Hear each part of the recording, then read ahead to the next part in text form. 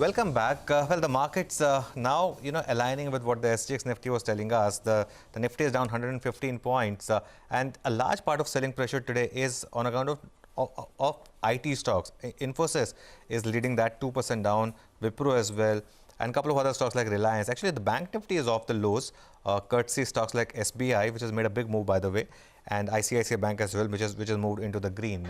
But it's been a super month for equity mutual funds, the March that is, with inflows of over 28,000 crores versus around 19,600 crore in February. Of course, March to February may not be the most fair comparison, but still, it's a very good number.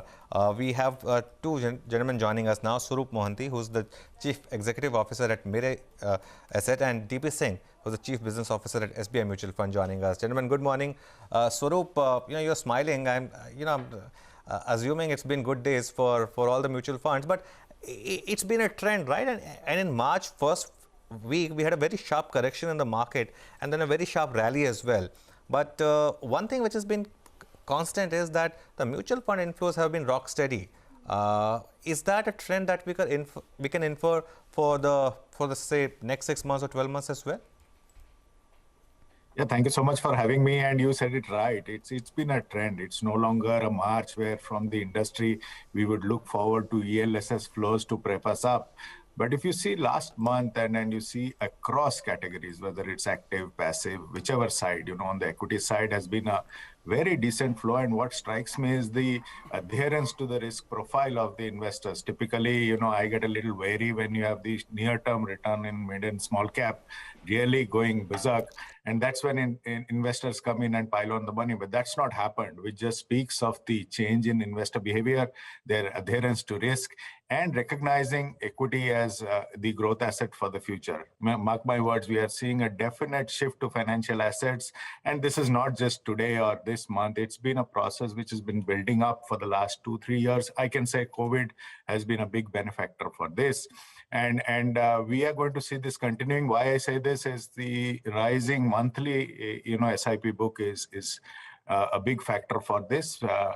But yeah, I mean, it's good to see this happening finally. So fortunate to be in the mutual fund industry at this point of time. Mr. Mohanty, what is the reason for this big sort of, blowout number in the SIP book this month? I mean, any specific reasons, year end, I mean, any technicality, seasonality? No, clearly, it's just, shifting focus to a way of investing, and SIP has become the go-to investment behavior of the country. It's been building up for the last 2-3 years, and it's just month on month piling up of these numbers. And so good to see retail participating and owning the markets, which they should have, according to me, some 5-7 years ago. But better late than never. India is in a very good growth trajectory. Post-COVID, we are favorable in the EM markets now. And so good to see investors now beginning to own this market in a sustained manner. I think also what happened is ever since the pandemic, a lot of people lost out on the primary source of income as well, right? So moved full-blown into the equity markets to generate alpha for themselves, and that must have helped over the last 2 years. DP Singh of SBI Mutual Fund is also with us. Mr. Singh, one standout feature for me in this month's data is that every single debt category has seen outflows, and there have been record outflows across debt. Is it fair to assume that debt money is moving into equities now? Yeah, it's partly correct because some money is definitely moved from debt to equities. That we have seen the trend. And moreover, when the markets, the debt markets are so volatile, and there was, this was the writing on the wall that interest rates are going to go up. So any fund where we had the long duration, people definitely try to move out. So moreover, in the month of February and March, the banks were very, very aggressive in giving the short-term good deposit rates, which were even more than the short-term rates of liquid funds and so on and so forth. So there was a trend, people moving from mutual funds to bank deposits. That's not generally a phenomenon for the last 2-3 years. Earlier it used to be, but this year, banks have gone very, very aggressive. I don't really know the reason why it was so, but it was the case to be. That's why the debt outflows were there. But yes, partly money has definitely come to the equity mutual funds as well. Okay, Mr. Mohanty, the other trend which is clearly visible is that a lot of money is going into passive and into ETFs.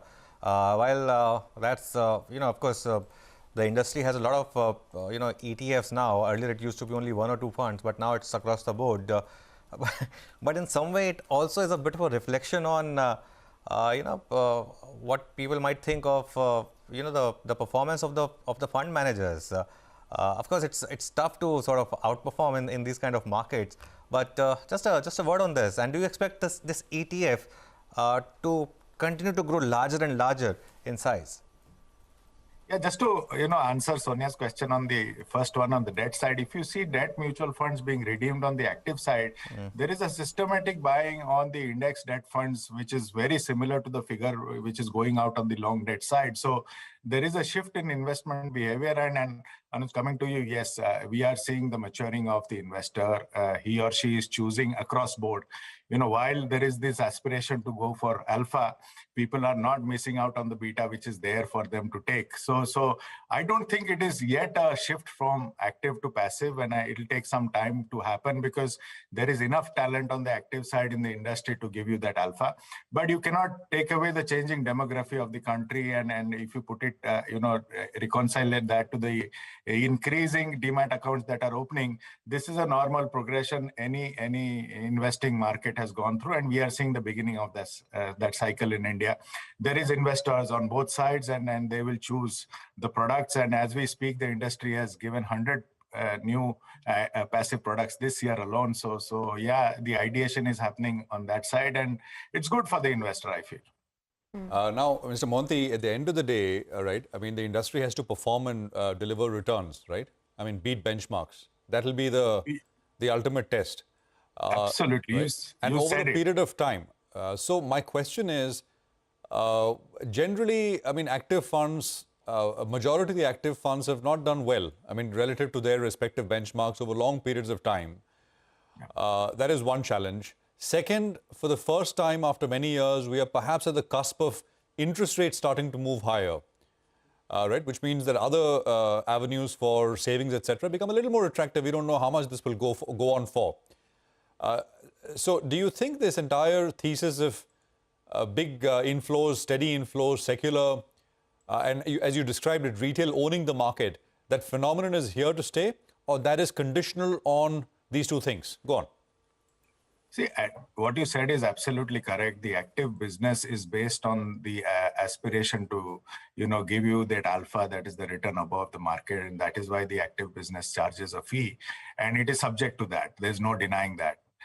But, there will be a new investor who will say, okay, let me not take that risk. And comes along with that comes the risk of underperformance of the market, which you are alluring to.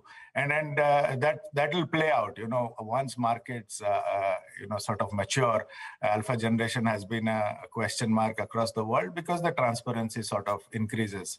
Gone are those days when you are the first person in the stock. There are enough people sitting on that stock already. But, in India, I still would like to believe that, alpha generation is there, and it is there amongst enough talent, though the talent is shrinking. Data says that the talent is shrinking. But at this moment, that is not the reason why there is this big jump in the ETF figure. I would feel, a new ideation and the ability of the industry to give new ideas on the passive side, which it cannot because of the categorization of funds on the active side, which is leading to new ideas there. And that could be the reason. I mean, still alpha generation being there on the table will keep this flow on the active side for some time to come. And to answer your question, yes, with the interest rates going up, there is this shift to index passive funds, which is playing out. And like DP was saying, the active, if you get a good FD rate, why not take those? So like I said, it's maturing of the investor and adhering to the goals more than, which is the best product and identifying what is right for them, which is always the good way of investing. Okay. But to answer your question, the flows will remain. Sure, got that. Mr. Singh, two more observations in this month's data. One is there was a big outflow from arbitrage funds. So why is that? And two, why are the flows lower in the balance advantage fund category? Any observations there?